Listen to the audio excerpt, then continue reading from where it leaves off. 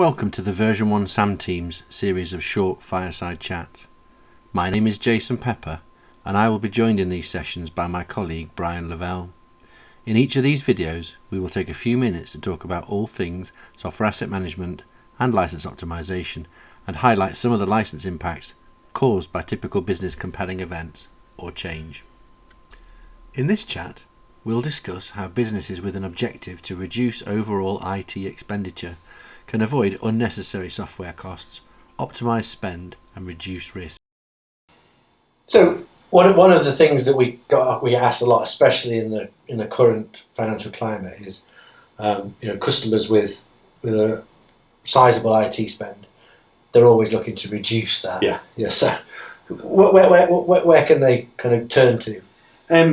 So there's a couple of ways we approach this. There's kind of two different sides of it.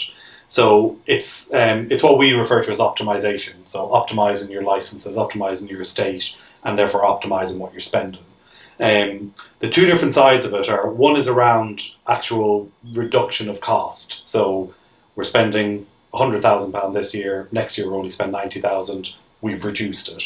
The other one is cost avoidance, which is we're going to make sure that we don't get hit with an unnecessary spend because we have our budget for the year. If $500,000 of that disappears because of an audit, we're in real trouble.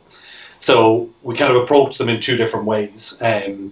But essentially it's the same kind of idea of customers of looking at what you have now. So what exactly are you using? What exactly do you own? What exactly is deployed? And is it deployed in the right way? And that's the big question is, yes, a tick in the box says we have enough licenses to cover what we're using. That's great. But could we use that in a different way that actually says, well, we don't need those 10 licenses, or by doing that, we don't need those 50 users. So doing that opens you up to then either do one of those two things. Either we can potentially cancel those licenses and we can stop paying for them, or we can put those aside so that in a year's time, when we employ more people, we already have the user licenses. So again, it kind of comes back to that kind of core thing which we always talk about, which is establish where you are right now. So get a view of that position of where we have licenses, where we have it deployed, and then let's start looking at what we can do to actually reduce that and can make a difference with it. Okay, all right.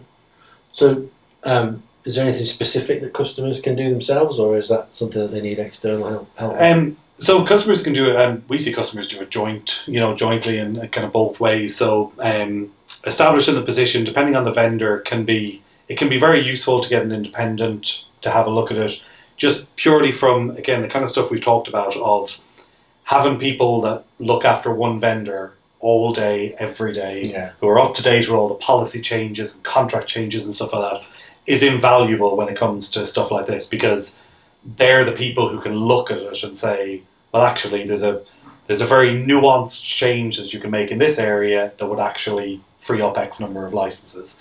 And then once you've done that, you then look at the possibilities of, right, we've freed up X number of licenses. Do we want to try and cancel them? Do we want to try and reduce that support bill? Or do we want to try and keep them aside for something later?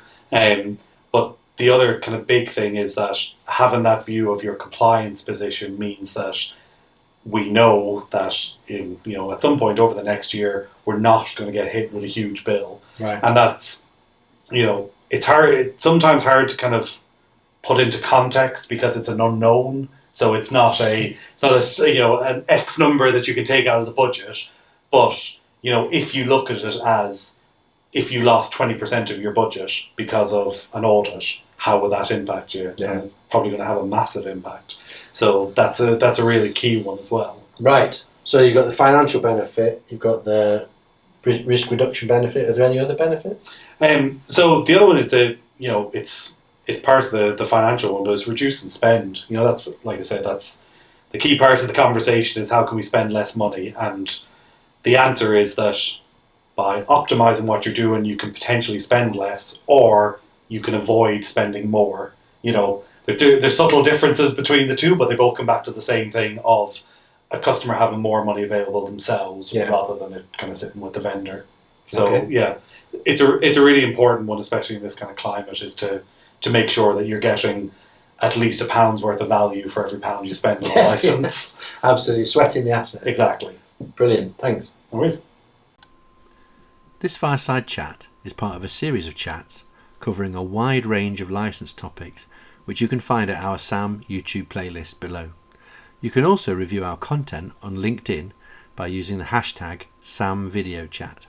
Finally, if you have a license concern or would like to understand how your IT projects impact your enterprise licensing, please contact us for an initial complimentary consultation at www.version1.com/contact.